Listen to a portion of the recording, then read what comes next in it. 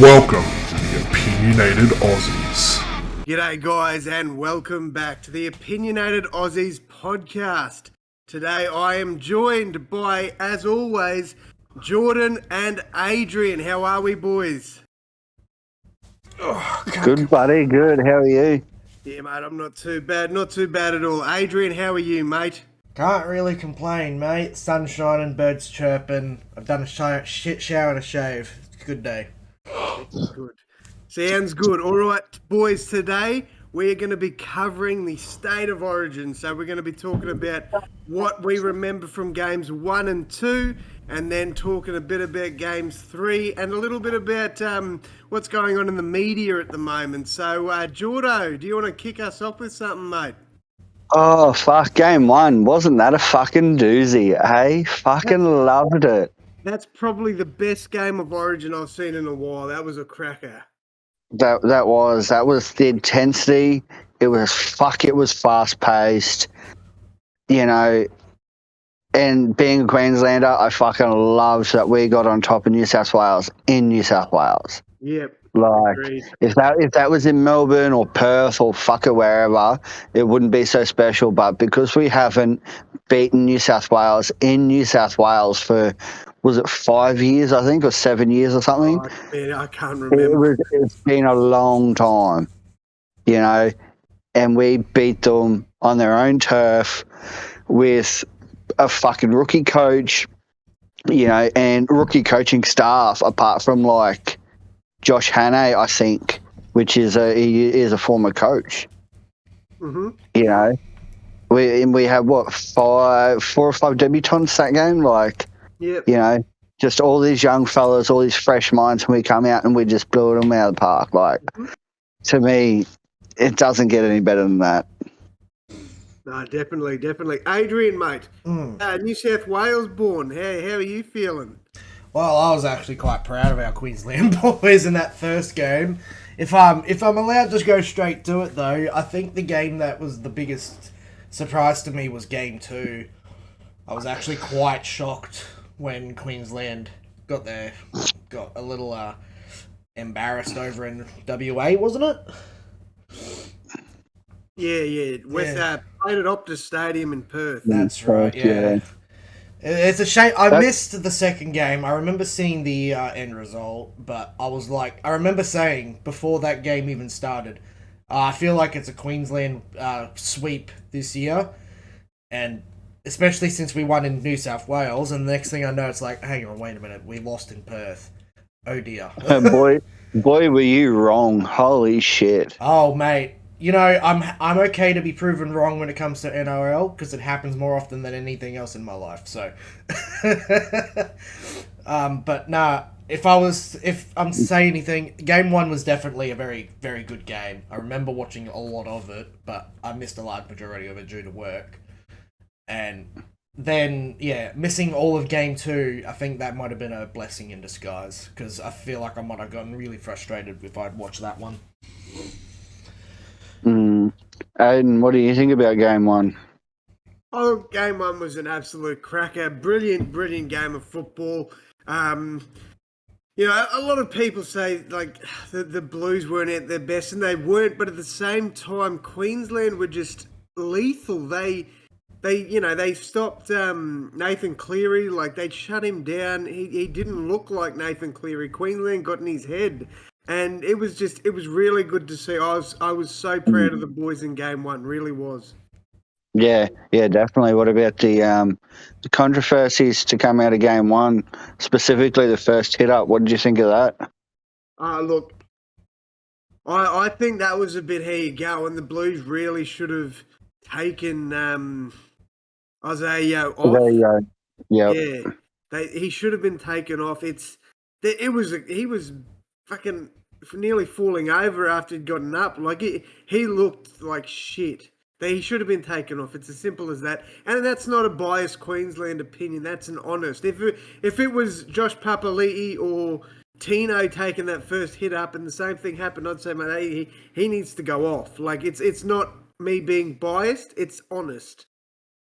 Yeah, no, 100%. I agree with you there. Like, if that was anyone else on the field, You know, from both sides, it's, hey, take them off. Like, player welfare is always going to be at the forefront, especially head knocks. Like, we know now that, you know, a lot of the older boys in their older years now, that they just can't, you know, put two and two together. Their brain function's not there because they just have had too many, you know, head injuries. And, you know, back in the day, that, you know, that game back in the day was a very rough and physical game. You know, they just get out there and just want to box each other all fucking day. And a lot of it a lot of them have come to have, I don't want to say brain injuries as a, you know, but I'll say that as a like a broad spectrum type of idea. Like, a lot of them now are suffering from so many concussions back in the day that they gotten that, you know, we can avoid now. Yeah. So you know, that sort of player welfare needs to be at the forefront. You know, we can look at, I think his name is Alex McKinnon, after Cameron Smith dropped him on his head. Now he's a quadriplegic. You know, shit like that. It's any sort of knock to the head, or they seem a bit dazed, or, you know, don't know left from right and up from down. It's like, hey, we've seen that. We should take it off. You know, come off. It's 15 minutes. Yeah, they're going to miss you, but it's for the best. Yeah, I agree. So, yeah, the game too. Fuck, it wasn't that embarrassing. Well, like Yes and no. I don't know if you don't really watch or listen to the Bloke in the Bar podcast, do you? Yeah, I do on my way out to work. So Kempy, like, he obviously was like, look, I'm not saying that Queensland, you know, played good, but he was saying, like, there was still effort there. There was just no, what's the word he said? I can't remember now. Yeah, to quote him, see, in the probably last 20 minutes, what I saw of the boys, all they did, they just looked gassed. That's right. They were. The passion was still there. Yeah. But they just looked on their feet way too much. Like, that send off just before half time, that just gassed them. You know, that gave them an extra probably 4 or 5 sets. I think Queensland had to defend right before half time, and then right after half time, like, that's when New South Wales just went, you know what, let's just put our foot on the throat and just fucking get them. Yep, agreed. And you know, that, like, I know there's a lot of controversy coming off that send-off, and I do believe it should have been a sin bin. I 100% do. However, I do agree with Daly Cherry Evans as well, because the refs 9 times out of 10 will give you a warning and say, one more and you're off. There was no warning whatsoever. So I think that was a bit shit on the refs' part. But, I mean, at the end of the day, Kafusi was holding him down. It should have been a sin bin, but there was no warning prior to that. So I don't know. I'm a bit annoyed about that, but at the same time, you know, I don't know. Well, see, you know, like I said, and I think I've spoken to you about it, if the ref would have given us a warning and then he'd done it, I don't think any Queenslander would have gone, that was bullshit. We all would have went, yeah, fair enough, he deserved it. He got a warning and he's still done it. But I think I was listening to Kempy, and he had the Tryline podcast or someone on with him as well. And they were talking about that specific incident. And he goes, they were 5 different incidents leading up to that. If they were all for offsides or holding a player down in the ruck, or, you know, ruck interference, shit like that, then it's warranted. But it come off the back of the Holmes obstructing the kick chase or whatever, and then, you know, an inside 10 metres penalty and other bits and pieces. It wasn't for the same play. So that's where I think the warning should have been warranted, not given straight away. Yeah. And I'm probably going to catch a lot of hate from the New South Wales supporters for this, but I think with Brad Fittler having a meeting with all the coaches, the reffing staff and shit, that little meeting he had after game one, they were so scared to blow the whistle in game two, and it really sort of put the pressure on our kick chase for game two. Like, when you watch game one versus game two, Nathan Cleary and Jerome Luai both had ample time in the world to kick the balls to pinpoint precision because they had all the fucking time in the world to calculate what they were doing. Yeah. Because he whinged about us rushing up on them, on the kickers in game one, which we're fucking allowed to do. That's right. As long as we're in an onside position, we're allowed to do that. Exactly right. And that's where it got into our heads. Oh, we can't do that, otherwise we'll get penalised for it. Like, Yeah. I just think that's absolute bullshit. If for whatever reason, right, say a couple of years ago we had Wayne Bennett, and he'd always say stuff to the refs and put them in two minds. And so he'd play mind games like that. That's exactly what New South Wales did.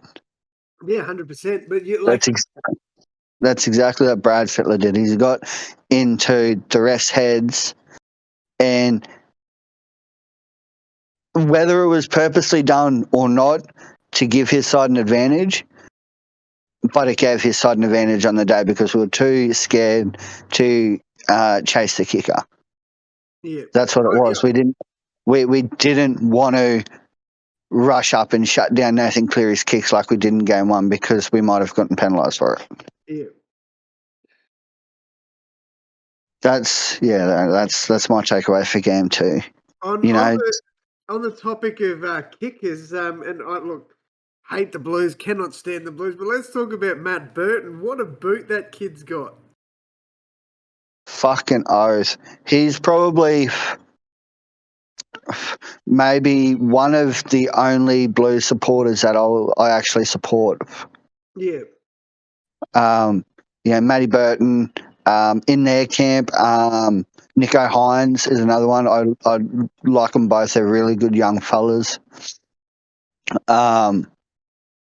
They're probably, I think, out of the only Blues side, they're the only ones that I'll actually sort of go, you know what? I'll support them. They're a Blues player, but I'll support them. Other than Jack White and A. Well, he didn't play game two, sort of.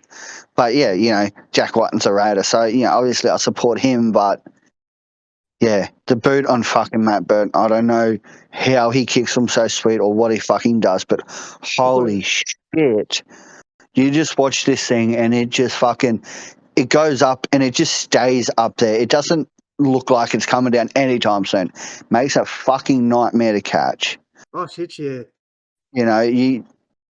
It's tough for even some of the best fullbacks. Like in a Bulldogs game with Matt Burton kicking, even some of the best fullbacks, it's tough for them to catch it. Well, look at Dylan Edwards. He's probably got the best hands in the game, and I'm pretty sure when Birdo went up against him when the Bulldogs played the Panthers, Edwards made like 3 errors from drop balls. Like, it was crazy. That is wild. Like, he has got a special fucking boot on him, and I think a bit of it is attributed to being a lefty. Yeah. And apparently he's got a fucking massive boot on him, like a size 14 sort of shoe. Like, fair bit greater than anyone else. Yeah, yeah. So, Game two, I don't think the scoreline reflected the game. There's some games where, the score will blow out, but the team still come out and fight. Same, like I sort of said it for the last couple of years, the Bulldogs, that yes, they get beaten by a big margin in some games, but they always seem to just be in the fight. They want to get in the nitty gritty and just want to fucking work you around the park. They never give up. There's that never say die attitude. They could be down by 40 points and they'll still score the last try. Yeah, that's exactly right. You know, that's sort of, I guess, the Queenslander spirit is you don't give up until that final whistle is blown. You know, last play of the game, you know, they still play just like we did back in the day, and you're like, oh, last play wins. Yeah, You know, you're down by 40 points, but you still...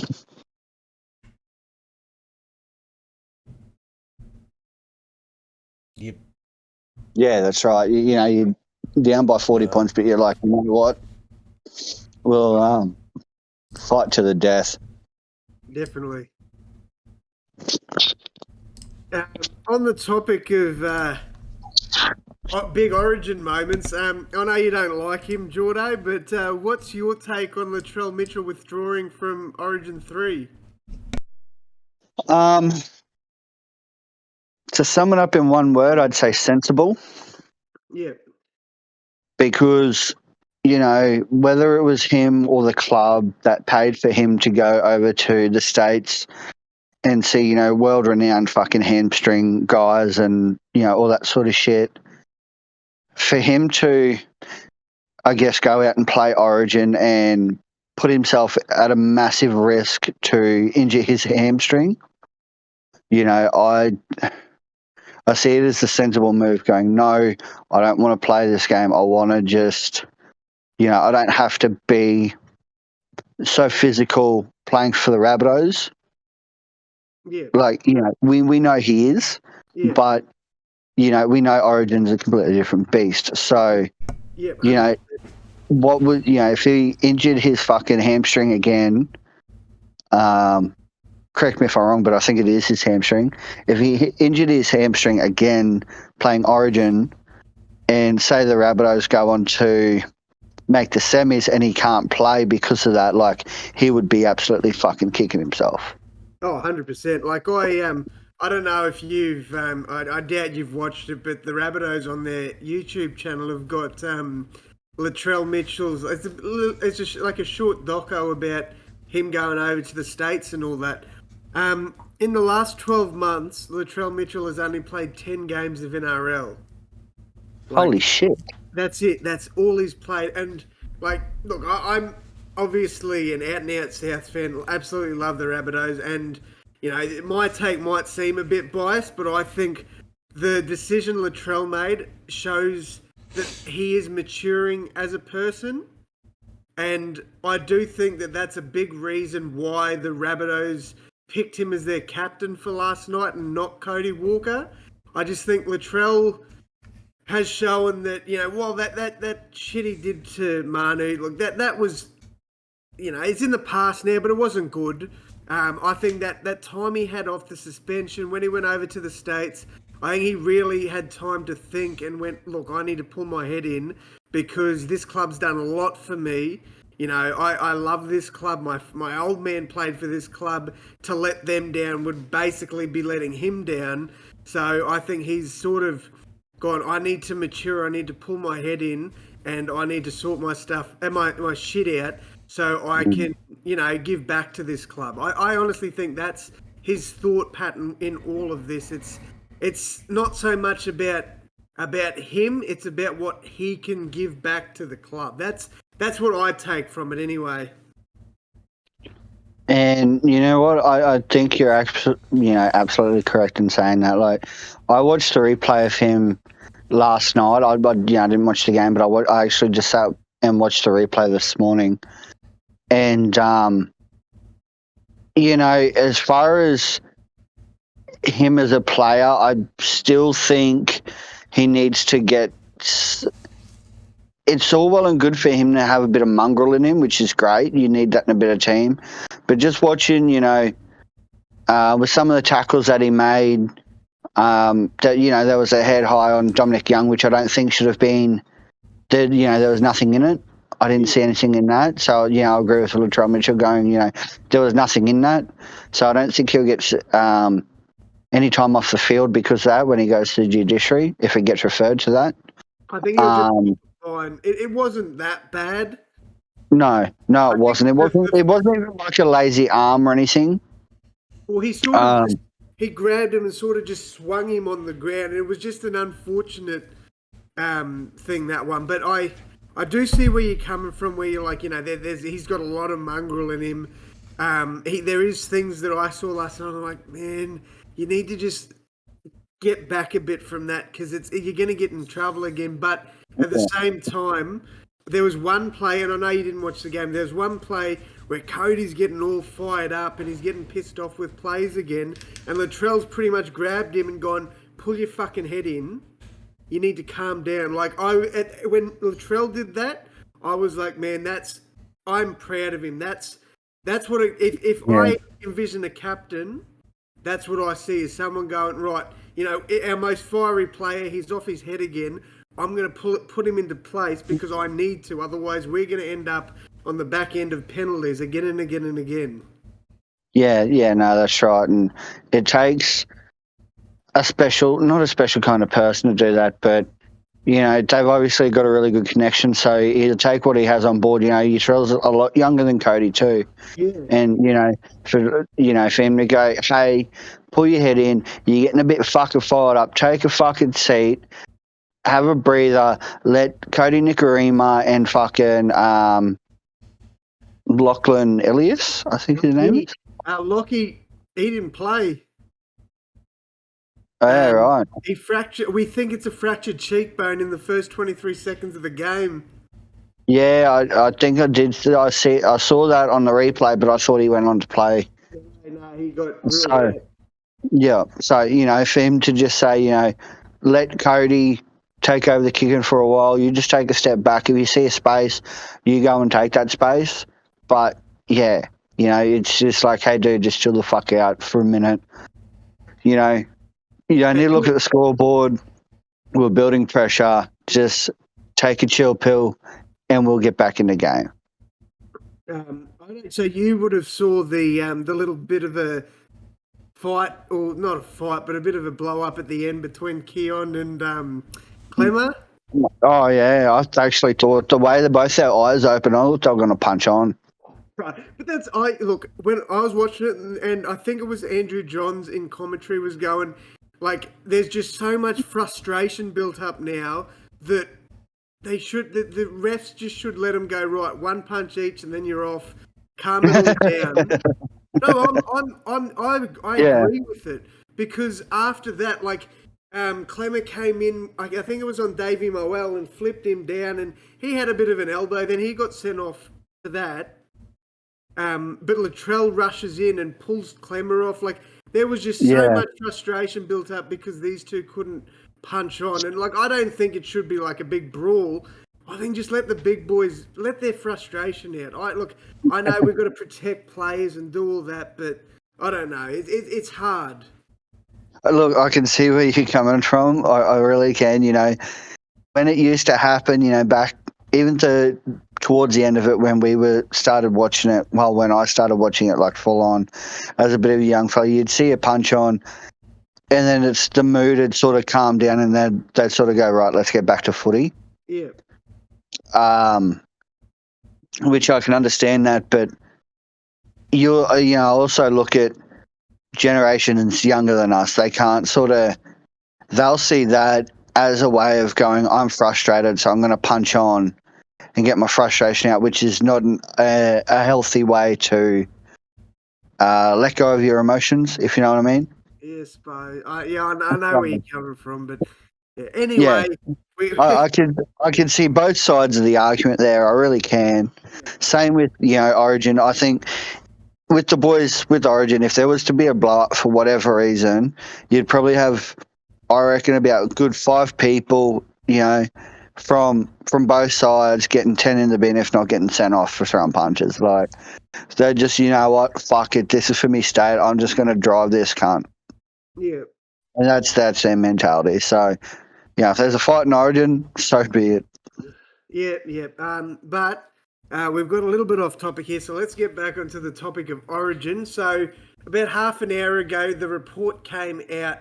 It's got breaking: Queensland's worst fears confirmed as star duo ruled out of Origin. So they've gone to get their PCR tests today, and it's been confirmed. They are 100% out. I thought that was only speculation. I think I saw that last night, or This very came early. through, so this came through today at 9:21 a.m.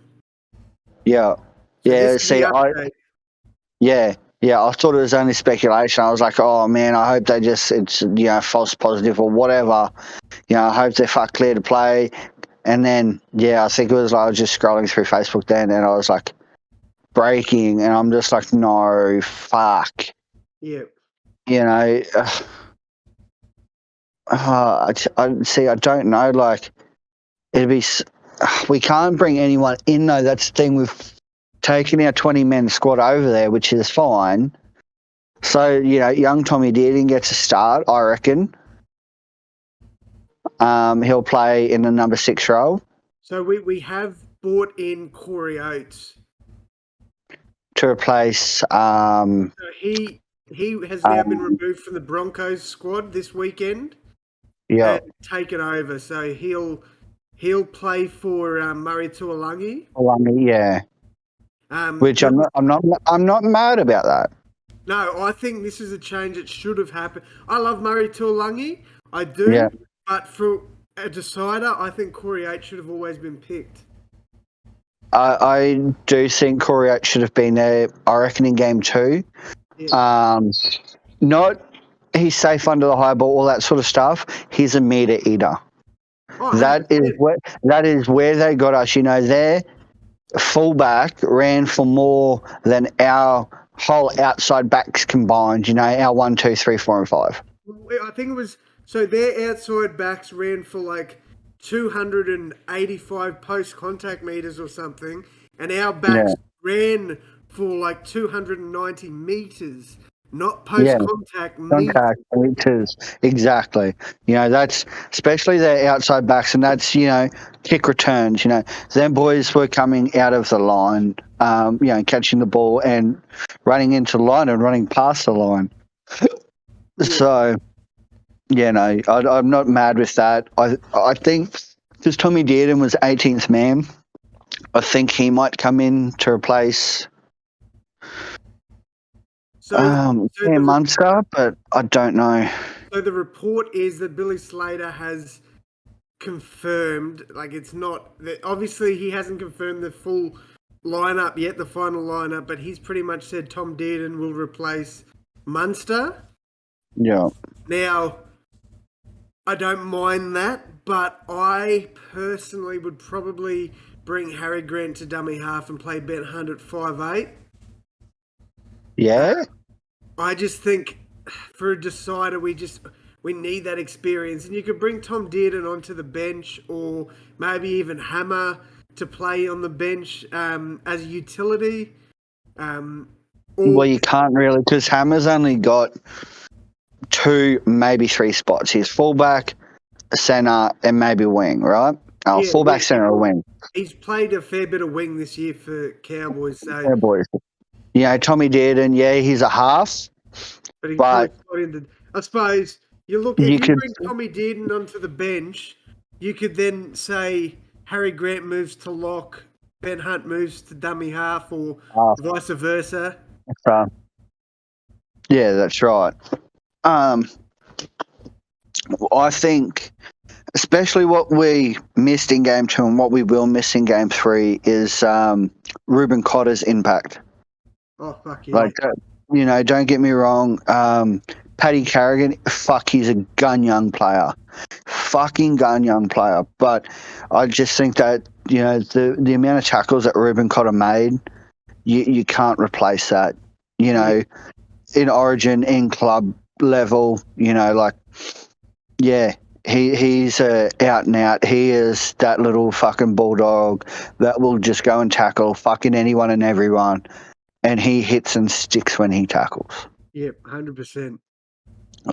So I think that's what we missed a fair bit last game, which I think they're going to exploit this week, which I hope, Billy and Cam and that are ready for. Well, I think another big loss for us is Felice Kafusi. Like, I know on attack he doesn't offer all that much, but again, he's a defensive anchor as well. Like, someone runs at him, he stops them. So I don't know how Jeremiah Nanai is going to go in that sort of situation. I know they're basically two opposite players. Nanai's not really that great defensively, but on attack, he's a weapon. But That's I don't right. know. It's going to be hard. But then you have Felice Kafusi outside DCE or inside DCE. When DCE rushes up out the line, Felice Kafusi knows to stay where he is and cover in behind that. You know, I don't think Jeremiah has that sort of, connection with DCE to go, oh, right, he's going to go do this, so I know where I need to slot in, where Felice does. Where Kempy, I was listening to him and Cameron Smith. Now, Smithy obviously is part of the selection team, so he's not going to give anything away. But Kempy's like, would it be wise to bring in Jai Arrow into the second row instead of Nanai? Because Jai Arrow's defensively very good. And Cameron Smith said, he's like, that we've spoken about a lot of options, but we've gone with Nanai. So I don't know if that's sort of just to cover his own ass and be like, we're not giving anything away, what we're going to do. Or, I don't know. But I think Kempy made a good point that, maybe we do bring Jai Arrow into the starting squad. So I don't know. Because he's off the bench, isn't he? He is, number 15, I think. Yeah. I personally, you've probably got to have him there for experience, but I wouldn't have picked Arrow. Yeah, like if I was to have a list in front of me for people in that position, Queensland eligible sort of thing, you could probably pick people that are more suited to that position to where he's going to play over Jai Arrow, but also, I think experience plays a big part, especially in the first and second rows. Yeah, well, when I did my team list, I actually did have Nanai starting, but I had Arrow off the bench, like completely missing out, and had Bowie Firma from the Titans getting a run. Well, he's on the bench, isn't he? Firma? He's on the who? Both Firma, yeah. I think he's the 19th or 20th man. No, righto, so he's on the extended squad. Yeah. Yeah, right, okay. You could also say, like, Mo Fotuaika, he's in some pretty good form as well. We could have picked him. Yep. But, I don't know, like, you want to pick players that are in form, and obviously the players that are in form for Queensland mainly come from Storm or North Queensland or the Broncos. Yeah, so it's pretty hard to look at a Titans side that I think they're the Spooners at the moment. It's pretty hard to pick a player from there. Yeah. So, I can understand where the selections, I can understand where their head's at for the selections. I also think this year too, we have so many more options this year than we did last year. Oh yeah, I agree with that. Was it last year or the year before where we won? I think we won the decider for having the worst Queensland Origin squad. Like 2020, I think that was. 2020. That was very slim pickings. Like we're like, okay, the season's ending, but we're like, what players aren't injured for the Queensland squad, or what players have got good match fitness? We were sort of struggling to find players. Yeah. And now we're just like, holy shit, we have an abundance of fucking everyone, and it's just like, wow. Yeah. It's amazing what 2 years can do. Definitely. But yeah, game 3, after hearing that, like, I was like, no, we're going to lose, but we, I reckon it's going to be a tight contest. Yeah, probably. We are going to miss Cameron Smith, Cam Munster's mongrel, and a bit of his, just football ability, like just to, he'll spot an opening that no one else can fucking see, and he'll just fucking dummy until he gets that opening, and then just sprint through the line. Yeah. You know, just that sort of heads up footy that he plays. Like, we're really going to miss that. Yeah, definitely. All right, I think what we might do now is we might give our predictions for Game 3. What do you reckon? Yeah, go on. What's yours? Well, I think we'll start off with Adrian because he obviously doesn't follow it as much as we do. So we might just get his score predictions, and then you and I can give our sort of little bit in-depth predictions. Yeah. So Adrian, mate, what do you reckon? So, like you said, I'm not really that big. I've let you guys do all the talking because you guys have got all the information compared to me. Well, Game 3, with everything you have said, it's actually a little difficult for me to decide. I kind of want to side with a Queensland win. But like Jordan said, it's going to be a tight game. So I don't really have a score in mind. If I was to guess, throw a dart at a dartboard. Just give us a score. If I was to guess, I'm not going to give it like a score. I'll give a margin. I was going to say Queensland to win by 4. Okay. So Okay. We'll Who's going to be a man? Who's going to be a man of the match? Oh no, but player of the series, wouldn't it? It'd be player of the series then. In that case, I wouldn't know. I'm not going to throw a dart at the dartboard because I'll get that 100% wrong. So. Oh, you might. No, I'll take a pass on that one. But yeah, I'll go with a by 4 margin. So at least one failed conversion on one side to get that 4-point margin. Righto. So Queensland by 4. Yes, that's all I've got for you. Righto. So, Aden, I reckon. Oh, geez.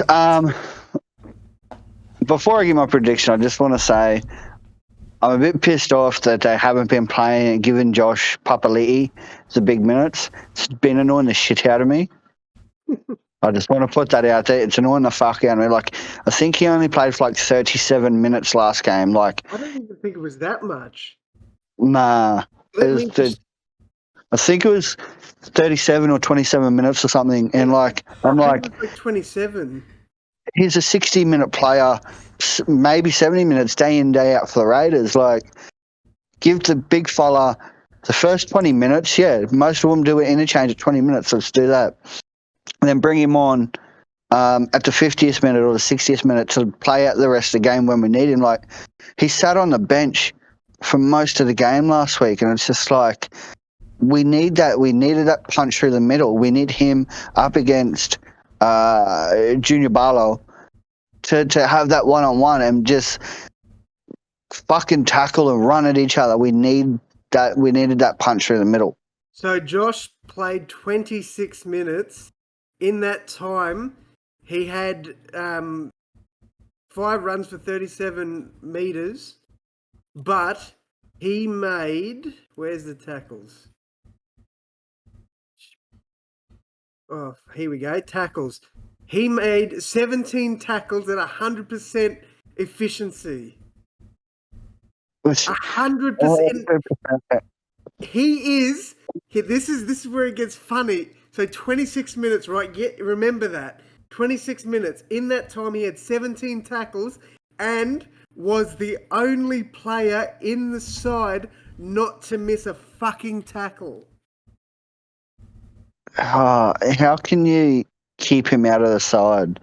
Let's just say you played him for another 27 minutes and gave him 54 minutes of game time. Like, you know, you essentially double those stats, if not triple those stats. That there could have just changed flipped the whole game. Yep. But let's I know people like to criticise DCE. He was the second most efficient tackler in the team. Yeah.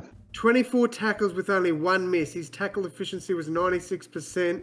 The next one was Patrick Carrigan at 95%. Yeah, you know, fuck. Need I say more? Like, Yeah, we bagged DCE out for, I'm for one, I'm sort of one of his biggest critics. I hate when he runs out the line. I can't remember the commentators for game 2, but they said, if you're going to run out the line, and Cam Munster done it as well, if you're going to run out the line and hit your man, you hit and stick. You don't let him fucking get away. Yeah, definitely. When you run out that hole, when you run out of that line, it creates a big fucking hole. So if you don't tackle your player and make it spot on and get that tackle right, they gonna put a fucking kick right behind you in that space and they're gonna score. Yeah, And that's what they've done a couple of times. But anyway, score prediction. I reckon it's going to be a pretty low scoring game. So I'm going to go 12-10 to Queensland. fucking knew you were going to say that. I reckon there is a couple of tries to be made. There's going to be 3 tries apiece. Then 3, 2, And you mean? Yeah. Or, it could be 3 with a foul conversions. But I'm also going to factor in penalty goals and possible 2-point field goals. So, that's sort of all I've factored in as well is all that. So I'm going to think it's 12-10 to Queensland. Player of the series, I'm going to give it to DCE. Okay. If Cam Munster played this game, I'd go Cam Munster all day. But yeah, I reckon player of the series would be DC.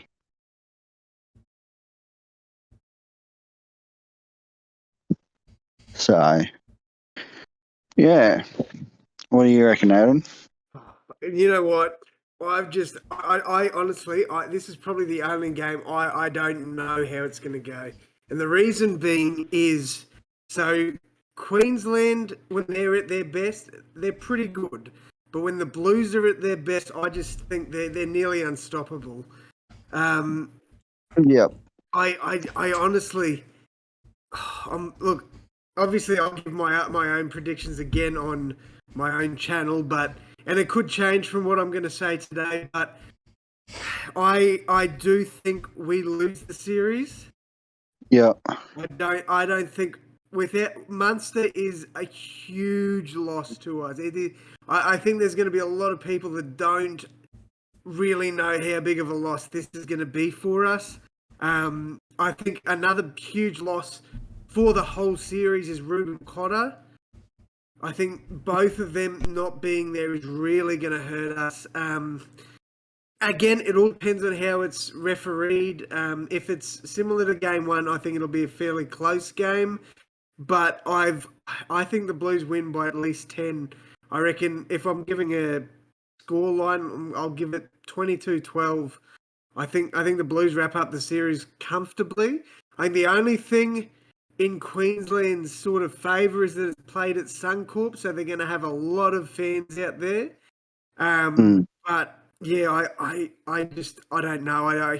It's probably one of the toughest. This whole series, I've just been on the fence. I don't know who I want to tip for any of the games. It's been that tough of a series.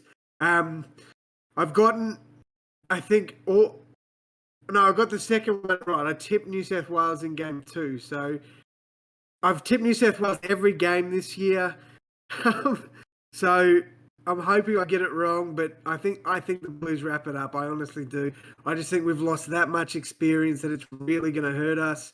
I think a lot of it comes down to, as I said before, refereeing, how Slater coaches, because I think that Papali taking him off or keeping him off for 54 minutes of a fucking game is just idiotic. And I love Billy, I do, and I think he's going to be a great Origin coach.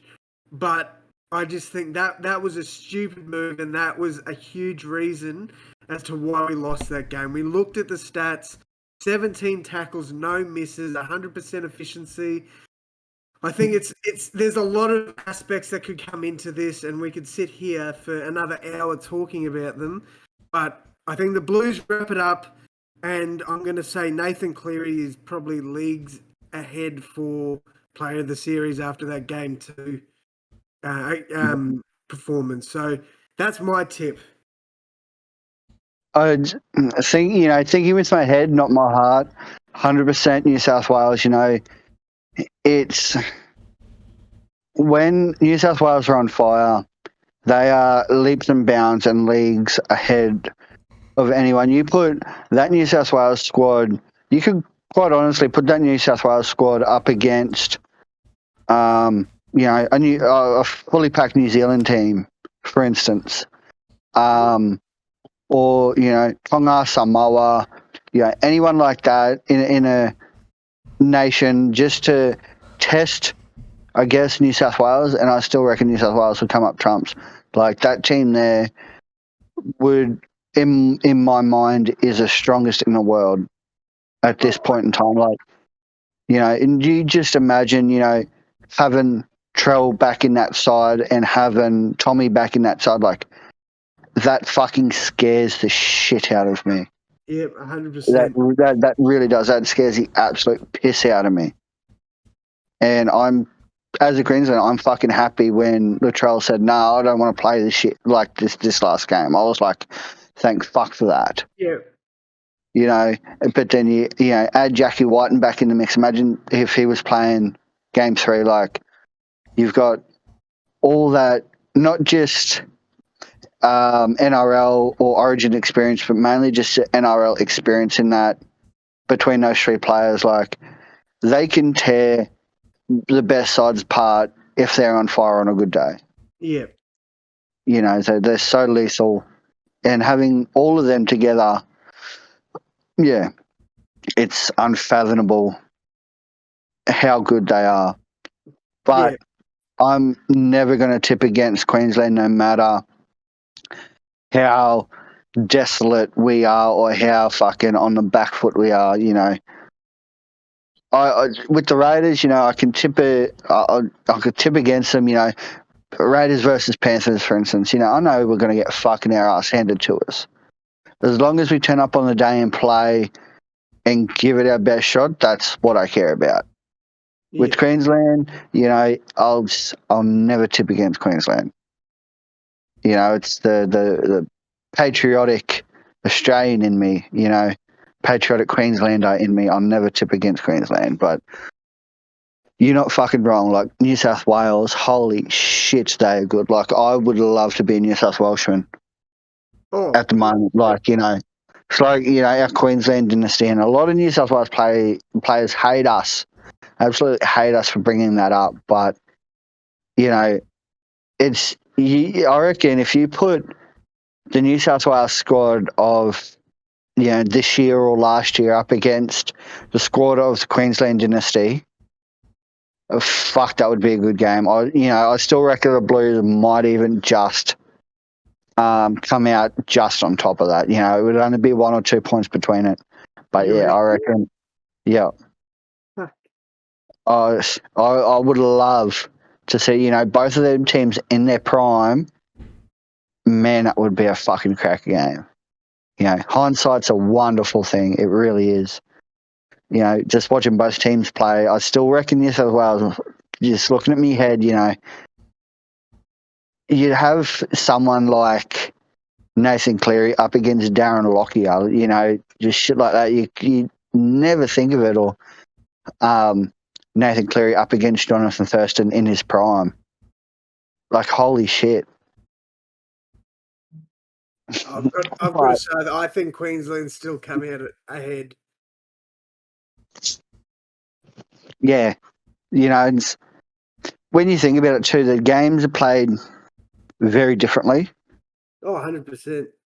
They are played so differently. So it's sort of, who adapts to the rules better would be, more suited to it. But yeah, I would love to see that sort of game. That would be something that I'd pay tickets for.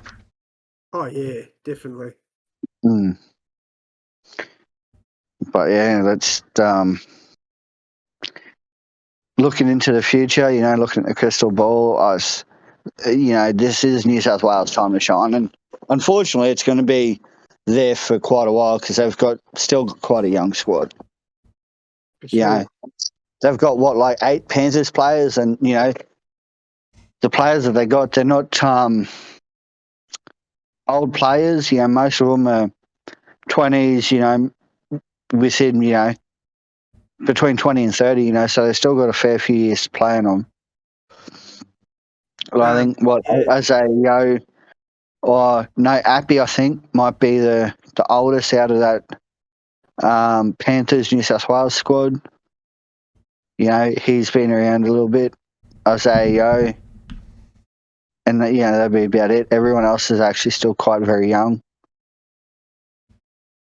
But when you look at, let's look at the Queensland team in a couple of years. We've got Reece Walsh, Sam Walker, Selwyn Cobbo, Xavier Coates.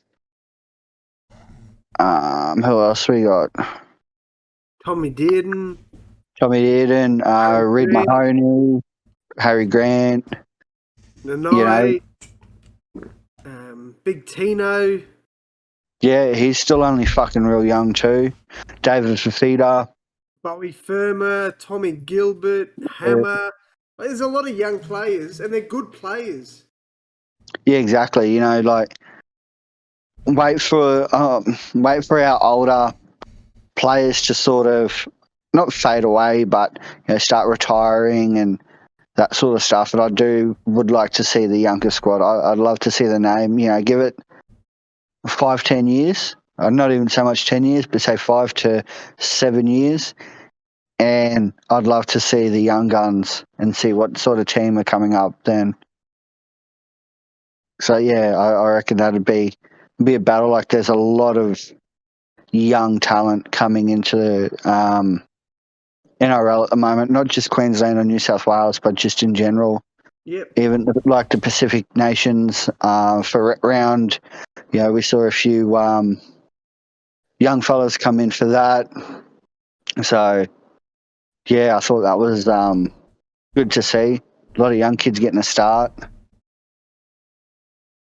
Speaking of young kids and rep round, what's your thoughts on Reece Walsh going back to the Broncos? I actually don't mind it, to be honest. Look. Do you know the background behind it? Yeah. Do you? Yeah, his daughter. Yeah. So him and his partner split up. Yep. And he doesn't want to move back to Auckland because he won't see his child as much. Correct, and I've got the utmost respect for that decision. Like, you got to do what's right for you and your family. Like, I can just imagine if he'd stay with the Warriors, his mental health would be just shocking. Yeah, exactly. You imagine having a young one, hardly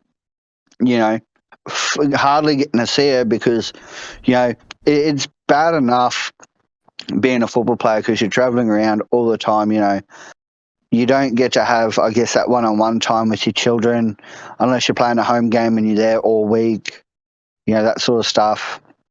So, for me, working away from home for 7 days out of a fortnight, I couldn't imagine if I had a young family and decided to do that. Like, it's fucking tough. Yep. It really is. And, before that come out that it was for personal reasons and, it was for the health of, his own mental health and, to stay with his family. Before that come out, which I read, I think it was a Fox League article. It was like, oh, blah, blah, blah, and I sort of started shaming him. It wasn't until I actually read Clarkie's article that he put on Facebook, explaining the situation. I didn't drop my bias, but I was like, you know what? That kid doesn't deserve the backlash he's getting. 100%. It's anyone else in their right mind, armchair experts or other professional players can fucking agree with that. Like, you got to do what's best for yourself and for your family. Oh, yeah. He's not with his ex anymore, we'll say. He's not with her anymore, but it's all about your child, you will give up so much for your kids, whether it's, giving up a working away from home life to working in town so you get to spend more time with them, or, whatever the case is. For him to say no, I want to go back and I want to be stationed with, with my child and all that sort of stuff. Fucking commend him for it. Like, for him, I don't think it was ever about the money, and it wasn't, him purposely doing a backflip on the Warriors, because, he could be one of the great Warriors fullbacks, and, that is what it is, but he's looking and helping himself out and thinking about himself rather than putting the team first. Speaking of moves, as a Raiders fan, what's your take on the Chans going back to the Warriors move? For lack of better words, I'm devastated, but I can understand. He moved from the Warriors to the Raiders to have a shot at fullback, to play first grade fullback and be a starting fullback. That's why he left the Warriors, because he was the second to third string fullback after Roger.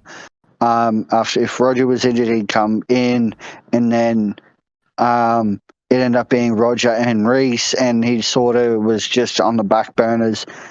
And, Ricky's like, you know what, I'll give you a start. And then, everyone's like, oh, Xavier Savage this, Xavier Savage that, which he's a good young player, don't get me wrong, but as it stands, I would much rather CNK at that fullback position. He's safe under the high ball, 90% of the time. He fucking hardly drops a ball. He's good at organising the defensive line. His tackle efficiency is up there. It's not the fucking best in the world, but, whose is? I can't really knock the bloke on fuck all, and I'm devastated that, he's going back, but I understand. Yeah. It's from someone that sort of looks at it from like an outsider's, like obviously you'd have more knowledge about, your Raiders and all that, as I would my Souths. But you'll probably disagree. I think this is a good move for the longevity of the club. Look at Chance. He's been injured a lot. He's had a lot of unlucky. Like he's been unlucky with injury. I think Xavier's the safer option there. That's just from an outsider looking in. Obviously, you probably know a little bit more than I would with the Raiders, but that's just what I see from it. Yeah, but I try and look at it as unbiased as I can. Look, I love Xavier Savage. I think he's a good young player, but he's just that he's a good young player. He doesn't have football knowledge yet, and he's got some talent there that you just can't teach and you just can't coach, and I fucking love that. But I'm a sucker when it comes to experience, and not so much the old boys, but I'm a big fan of Mr. Reliable. That is my word of the day, and I've always said it, when we're talking about Origin Game 2 and why Corey Oates wasn't picked. Corey Oates for me is Mr. Reliable. Same with CNK. You know what you're going to get out of him week in and week out. He doesn't try these flashy fucking plays that either come up trumps or they absolutely just put us in the worst position. A bit like, I think it's like Zach Lomax for the Dragons, always flick passing and doing all this flashy shit. It's like there's a time and a place for it. With CNK, you know what you're going to get out of him week in and week out. He's going to give it his 110%, and he's Mr. Reliable. And that's what I like about him and about the Raiders, is that Mr. Reliable status. And, if you were to give me Reece Walsh versus CNK or Xavier Savage versus CNK, I'd pick them every day of the week, a bit like Roger Tuivasa-Sheck and Reece Walsh. Yeah. When Reece Walsh first come in, they're like, this kid's the next best thing. Yeah, he was, and he made a fair few good fucking plays. but he also made a few plays that were questionable, and you're like, you didn't need to do that. There's a time and a place for that. Where RTS, you knew he was Mr. Reliable. Yeah. That's my biggest thing is I like that Mr. Reliable, and that's why I'm more devastated. Like when I heard that, it's sort of like I didn't cry or anything like that, but my heart sort of dropped, and I was like, man, that fucking sucks. Like as a Raiders fan, like he's loved by the Raiders community, CNK is, and I'm just like, man, that fucking sucks. Like I understand, but fuck, man, that's yeah, you don't want to. It's a bit like Jackie White and sort of leaving. I don't think he ever will. But yeah, it'd be like Jackie White and leaving for I don't know, the next best half that there is. Say Scotty drink water. Yeah. He's a bit older now, so I can whatever. But yeah, a bit like Scotty Drinkwater coming in for 6 for Jackie White, and under whatever circumstance, I could understand it because that's just the person I am. I can understand and look at it as I'm biased and go, what he's doing, but the best for himself, whatever. But yeah, you'd still want him there. Yeah. So Yeah. that's. The But yeah, you go. good for the Broncos too. They Reece Walsh comes back. Yes, they lose Tamara Martin, and fuck, who else was there? It was a trade. It was like 2-for-1 trade. Tamara Martin and someone else. Natime Asako. Fuck, who was it? Oh, that was the Reece Walsh and no, it was Reece Walsh straight up for Tamare Martin, wasn't it? No, there wasn't. Someone else that going. Are you sure? It could have been CNK, but I'm not.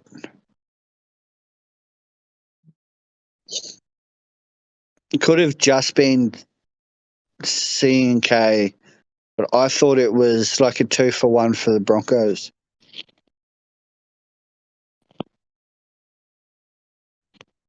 Former New Zealand Kiwis have Tamare Martin to join Warriors in swap deal for Reece Walsh. Yeah, right. I could have. I thought it was like a 2-for-1 deal, not a fucking 1-for-1 swap.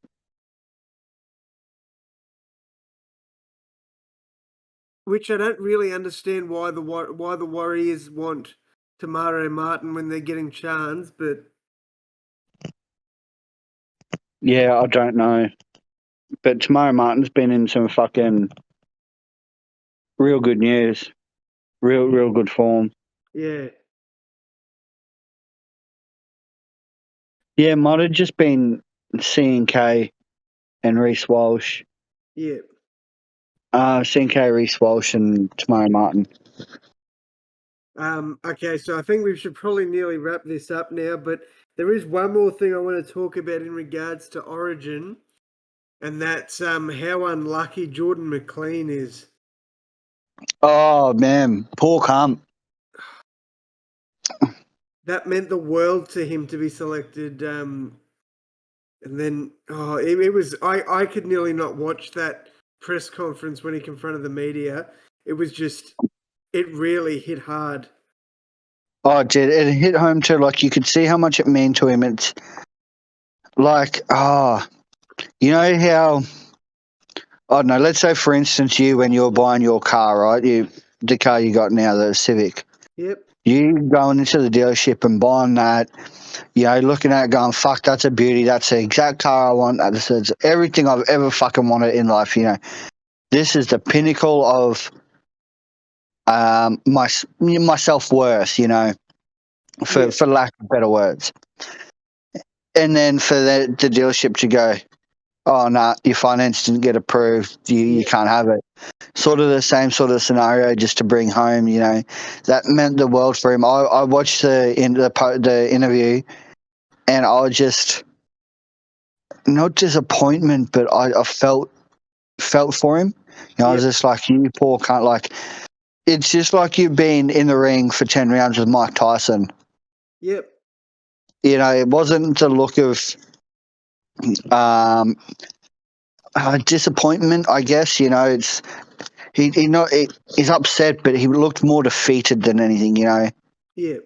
Yeah, he wasn't upset. He wasn't angry. He just looked defeated. Yeah. And yeah, you just like you poor cunt. Like he was sort of another one that I looked at and went, you know what? He's doing fucking well for the Cowboys. Yeah. You know, he's doing real well for them. So good on him for getting he deserves a shot. And then for that to happen, I'm just like, man, that's fucked. Yeah, definitely. Because he's sort of been on the cusp, I guess, for Blues contention for a long time. But even back when we used to get right into it with, David Clemmer would just edge him out, or one of the Saifidi brothers would just edge him out. I can't remember when, but he made his debut for Australia. I don't know if it was for a World Cup or just a Test match. I'm going to Google it so I don't get it wrong. But yeah, he's represented his country. 2017 World Cup and 2018. So he's played 8 tests for Australia. Yeah, but hasn't played for the Blues. Yeah. Well, poor cunt. I know. You got to be unlucky, but you know what? Sometimes you just got to take the good with the bad. Maybe it was a blessing in disguise. Yeah. Like I've said before, and I'll say it again, hindsight is a wonderful thing. It really is. But, he'll look back on the game if they win. He'll look back on the game and go, you know what? I'm glad the boys got the W. I wish I was there, but I'm glad the boys got the W. If they lost, at least he can say, in hindsight, I'm glad I wasn't on a losing streak with the Blues. Yeah. I do think Paul Gallen, to a degree, was, what's the word I'm looking for? Like the bad omen for the Blues. Yeah. Paul Gallen left, and I think Laurie Daly quit coaching. They started winning games and started winning series, and it sort of seems like Paul Gallen was just like the bad omen for them. Yeah, don't get me wrong. He's a bit of a grubby player, but he was another Mr. Reliable. You could give him the ball and you knew exactly what you're going to get out, and you're going to get fucking a lot of hard tackles, a lot of fucking aggression, and a lot of run meters, and post-contact meters. You're like, if he hit the line, his legs would keep fucking pumping. Yep. So, I don't knock him for that. Yeah, I still don't like him. Never have liked him. But for his playing ability, I'm not going to knock him back for it. Oh, definitely. Yep. But so that's our Origin and Rugby League updates for this week. Yep. Adrian, have you got anything you want to add if you're awake still? I'm awake. I've just been muted and letting you guys go gold, because once you two start, it's hard to get a fucking leeway into someone who doesn't actually stick to NRL that much. If I was to talk about anything from NRL, there was one thing I wanted to add to it, and that's about, I think it was Brendan Smith from the Storm, about his recent controversy and how he's probably going to the judicial. Oh, yeah, for Thursday night's game. Yeah, cheating bastard, I believe it was. Yeah, I think that was last night. I saw that, or this morning. Mm-hmm. And because the ref was like, I'm not going to repeat what he said, but the ref's mic picked it up or whatever. And I'm like, I can understand the heat of the moment, and he blew a penalty for whatever reason. And I didn't watch the game. I only watched the replay of it. And I was just like, really? Like, 10 in the bin for that, for calling him a cheating bastard. I know. I thought it was a bit harsh too. Yeah, I thought... At the end of the day, it's not the right thing to say, and it's teaching kids that, you can talk back and do all that. I get that there probably should have been some sort of discipline taken, but I think it could have happened after the game. Like, I don't think he needs to be sent for 10. No, or they give they give the opposition team a 10-meter penalty for it. Just like, in AFL, you talk back to the refs will give you a 50-metre penalty. Yeah. You know, that sort of thing, don't backchat, or we'll give you an extra 10 metres and another 6 to, I get that. And if it was worse than that, calling him a cheating bugger, if it was something like a racial slur or a homophobic slur or something like that, then that's warranted. A sin bin and match review committee, a bit of a fine. Yeah. Calling him a cheating bastard, he'll go, and yes, he will get a fine, which I think is fair enough. I think I don't see Brandon Smith being that sort of player. Generally speaking, I do quite like him. I think he's most of the time very fair. Yep. I think just that Storm game was the whole team was just frustrated and a little rattled because they'd never been on the back foot this season, which I tipped the Sharkies. Sharkies are always going to be Melbourne's bogey team. So, when Melbourne versus Sharks, I'm always going to tip Sharks because they always just seem to get it over Melbourne. So I'm annoyed about that game because when I bought my tipping video out, I went, right, I'm tipping the Sharkies. I know I get the job done. Nico Hines got ruled out. I changed my tip, and I should never have done it. I was so disappointed. Like I said, hindsight's a wonderful thing. Oh, it is. Hindsight's 2020. Yeah, exactly. But that Brandon Smith, he shouldn't have got 10 in the bin because that really sort of, want to say fucked with Melbourne's momentum. They didn't really have much, but, it was just sort of the nail in the coffin, per se. It did mess with their momentum a little bit because they lost their position of the ball because of it too. They did. That is a good point because they were on the attack. Yeah, they were. You put up a good bloody topic there, Adrian. I'm impressed. Oh, I do have a NRL pages on Facebook. I do keep track of some things. And I saw it and I'm sitting there. I agree, he shouldn't have been sin binned, but I do agree the refs should have done something right then and there about it. Because I think the refs are starting to get real sick and tired of getting bashed online and getting disrespected by players across the board. 100% agree with you there, 100%. Refs are just like fucking any other human being on that field, We don't knock players for dropping the ball. It happens fucking 10, 20 times a game. People will drop the ball, people will make errors. But when a ref does it, everyone blames the refs and the worst people in the world, They're humans too. Cut them some fucking slack. It is what it is. It is what it is. They're just... some games I'll go, ref, that was a pretty shitty call. Just like the Raiders game the other week, last week or the week before, where... I sort of briefly spoke to Aden about it. We shouldn't have let it get to that point with the Raiders losing, but the call that they made with when we played the Dragons with the markers being offside, and even the higher ups looking at the game said, that should have been a penalty, which would have tied the game up, and we could have potentially won it. But it's you look at it and you go, game-defining moments, the refs need to make the right calls, but they're also human as well. You can't knock them on fucking everything. No, you can't. Human error is never going to be a thing that goes away.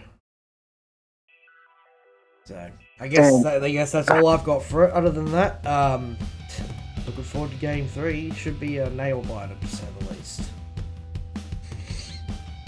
Yep, if New South Wales come and fucking knock this out of the park...